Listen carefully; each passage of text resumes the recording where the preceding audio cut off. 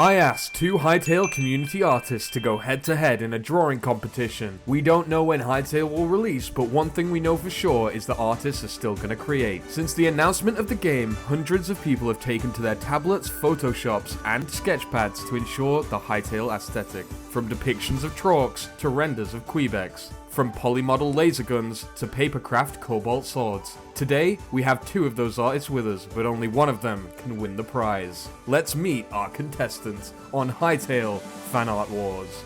Hi guys, so today we're joined by EthosPaladin. He is a community artist and YouTuber. Yeah, hi, how you doing? I'm doing pretty well. Awesome. How about you? Yeah, I'm not doing too bad. Are you ready to get drawing? Are you ready to get artistic? Ready as I'll ever be.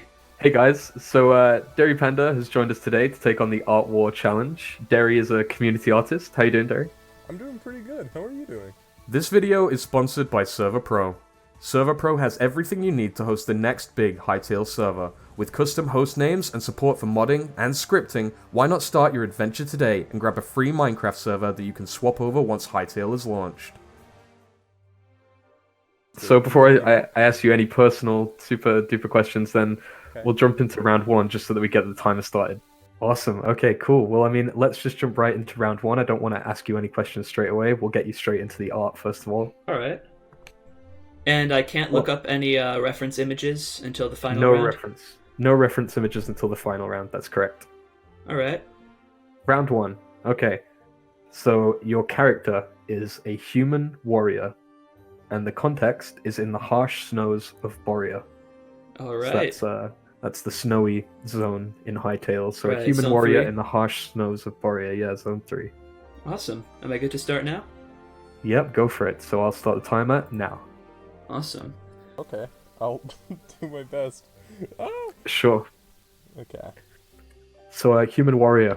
What are you drawing right now? What's your idea? Sort of just drawing in a more simple style of mine. Not exactly blocky as Hytale is, but sort of just my own interpretation of how it works. I'm sort of just drawing, I guess, almost like a cartoon version myself. What's your platform of choice going to be for this one? I'm going to draw on my computer, because I haven't done it in a while. I'm going to be using Clip Studio Paint. Clip Studio Paint. Like, it's such a weird combination of words. Like, I remember I was doing an interview with some modeling people, and they like worked with like Block Studio and Craft Bench and like Craft Studio. It's, like, so many. Names are pretty binoculars, yeah. What program are you doing on first of all? I am doing Fire Alpaca right now. For me, I'm yeah. always surprised by the names of the programs. Yeah. Yeah, it's a really clean and easy interface for me to navigate, which I like in a program. Yeah, this one's like, I like to think of it as affordable Photoshop. The majority of art you do is mostly like drawn, isn't it? Like hand drawn. I want to say, or is it like a graphics tablet or something? It's all freehand, but it is all digital. Gotcha. Okay. Yeah, so I do everything on an iPad or a Cintiq. So I'm either using Clip Studio Paint, my iPad. I think that a lot of people are actually a lot more talented than they're giving themselves credit for, though. Like, a big problem I see is a lot of people will try to compare themselves to people that just have more experience and practice, and then they're like, oh, man, I could never do something like you. Oh, I look up to you. You're so much better than me. And it really hurts me when people say that, you know? I just try to evaluate people based on the effort they're putting into their work. And a good way to look at that is how they're improving. So I don't know if you saw, but there was a blog post today that actually told us that we could start in potentially either of the first 3 zones. Yep. So I just read through it literally right before I called you. Really? Sorry, it dropped to my heart, skipped a beat. So yeah, I saw that it said that you can spawn in the first 3 zones, which is actually crazy information to me because like one of my last videos was about zones and like where you're gonna spawn and like how the borders will work and stuff. Yeah, the zone spawning I think is cool because when I saw your video I was like, oh yeah, that does make sense. Because up until then I'd been thinking of the zones in sort of that one concept art they were all in these neat rows, and I realized, hey, that's not realistic. And your video sort of brought that to light for me. So now it makes a little bit more sense to me that we might start not just in zone 1, there's multiple areas where we could start and progress into an open or more open map. Dude, did you see those mobs? Those were crazy. The fish mobs, I'm assuming you're talking about? The fish mobs, and there was also the zombie chicken, right? Yeah, the zombie chicken with like a fork in it. Yeah. And with regards to your blog post question, I think it's like the 4 blog posts were a much like needed reminder that even though the team hasn't been extremely communicative, they're still putting their all into the game. 100%. And yeah, this is like a fortnightly update that we've had now. Like it's been 2 weeks. And now they've dropped another progress update on the day, and they've literally even told us that they won't be communicating again until January, which at least we know now, and we won't be sitting right. We have a date to expect. Yeah. Exactly. So that communication, they're definitely stepping up what they mean by when they say that they're going to stick to their word, and I definitely like that. Let's see. I want to do the defined jaw. Okay. I mean, yeah. I could do a girl with a defined jaw, but I'm panicking. Very chiseled jaw. Yeah, you know what? I'll give him the good old chin butt. They gotta have a chin butt if they're like a famous warrior. They gotta look stush and like dead full of themselves. They got an ego. Yeah. Ooh, I'm curious if I should do line art. I'm gonna try to make this way messier than I normally make it. Oh, I was just gonna say the expression of my character was looking a little very neutral at one point, so I'm changing that a bit. The complete opposite to like what my face was when I saw that blog post got posted. Dude, seriously, Like, no wow. kidding. I thought it was going to be tomorrow because tomorrow would be the date, right? For Oh yeah, how bizarre. yeah. Maybe the team are going out celebrating tomorrow night, perhaps. That's not a very far off idea, really. Like, I could see them doing that. I mean, there must just be like this colossal feeling of awe when you look back at something like that, and like the Hytale trailer, and you're on the team, and you think, I helped to make this, Yeah, like I was that guy there in that one scene, or like I made that feature that everyone's going crazy about. Right. The harsh nose of Borea. What crosses your mind when you think of that? I'm specifically thinking a more, let's see here, not at like the bottom of a glacier where the forests are sticking out, there's just this sea of white snow. It makes you think the area is pure, but you could just see cracks of the evil beneath. I don't know. Should I give him a snow hat? You give him a snow hat. He's a warrior. He might need a snow hat in the harsh snows. Okay. I'm gonna give him a beanie. A beanie. A beanie. Like a modern day human beanie. You know what? Hytale lets you customize your avatar to be modern, so it fits. That'd be cool if one of the planets they released in like 10 years is Earth. You can just run around Earth in Hytale. Where would you go? Zone 1, Europe. So what else do you do in your spare time generally other than art? So on the gear side of things, I do some video games and Dungeons and Dragons with my friends a lot, and more in the realm of reality, I do theater, a lot of that, performing arts, and I also do some weightlifting with my friends and brothers. I pretty much just play video games, watch stuff for entertainment, work on stories, graphic novels, I create comics, I do different concepts, I figure out different scenarios in my head, I watch stuff. There's a lot to unpack there. And what games do you play? What games do I play? Let's see here. Yep. Well, of course I play, like, Minecraft, because it's a sandbox. I think if you're an artist and you don't like Minecraft, that's a bit funky, because, like, that should be a great game for artistic outlet. Although, if you don't like Minecraft, I understand. I need to get into the gym again. I started last Christmas and then only went for 3 months and sort of, like, bailed out, so I need to sort of get back into the routine. Dude, watch Captain America: The First Avenger and just see the shirtless scene, and you'll be like, I need to get to the gym again. It's what got me going. Inject myself with super soldier serum. Yeah.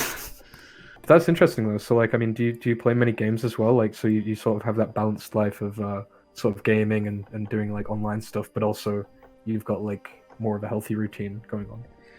Yeah, I'm still a little bit far from, extremely healthy, but like, but I'm getting there. I like to think. Well, the fact that you're working on it and making progress is always important. I mean, I think that's the first step in anything, is actually having the mentality. Definitely, it's the mentality of getting over the bad mentality of like, oh, I'll just start this tomorrow, And you mentioned you had a graphic novel. That sounded quite interesting. Yeah, Do you want to give me a bit of backstory to that? So pretty much when I was 12, I started working on a graphic novel, and let's see here. I started working on the story when I was 12. I started working on a different one when I was 16, and that's the one I'm working on right now. It's called New Borders. Wow. Okay. New Borders. I'm not gonna hazard a guess at what it might be about. It's about traveling between parallel worlds, actually.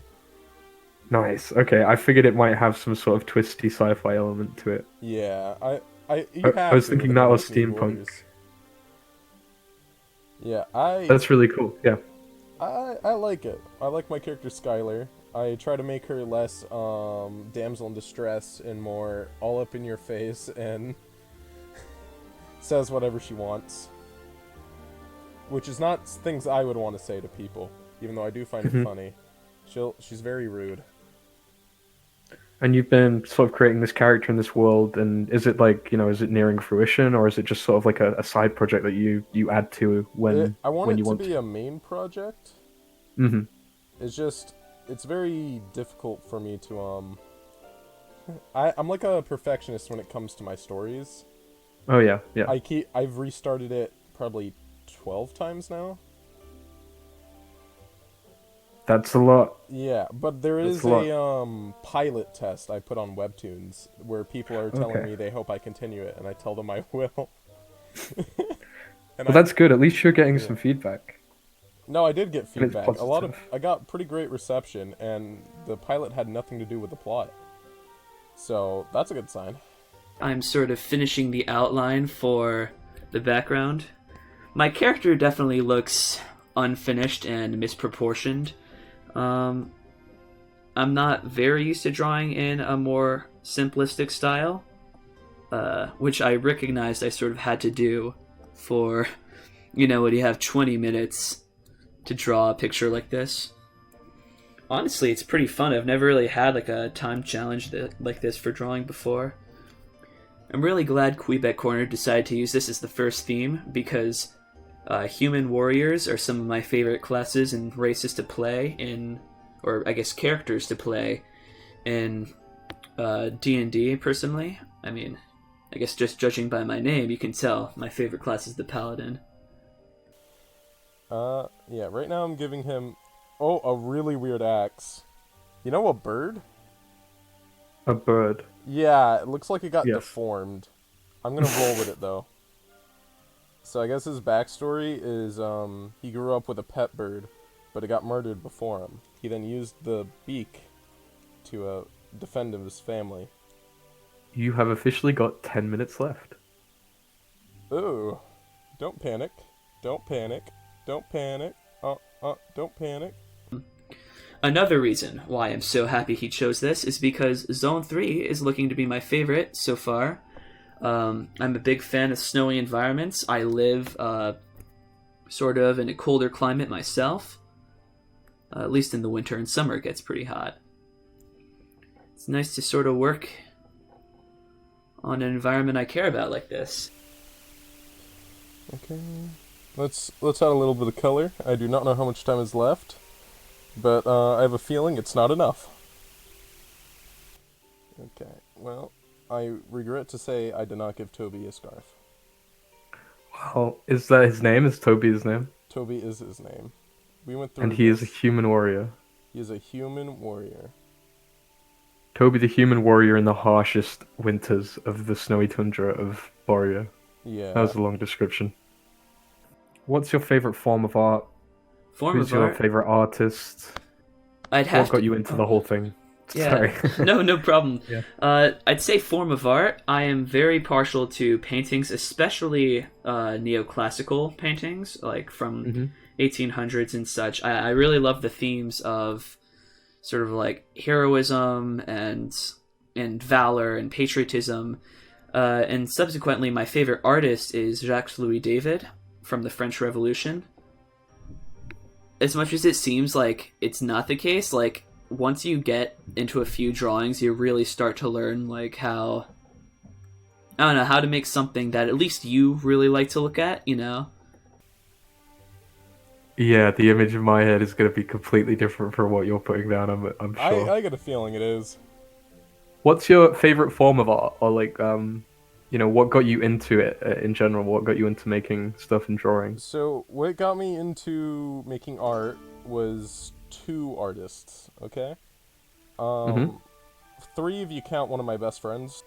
I will say she really got me into art when she drew my character for the first time, and I tried copying her art style. It was really embarrassing, but yeah, she's always been an idol to me, but other than her, an artist named Borea, she did the most amazing Percy Jackson fan art. I guess I'm going for plate mail armor. So, yeah, he has a sword strapped to his back. I should probably decorate the plate mail a little bit more. Is there any particular reason he's found himself in Zone 3? I don't know, probably just for the promise of, you know, more quests and more loot to get, you know? More places to explore and more monsters to fight.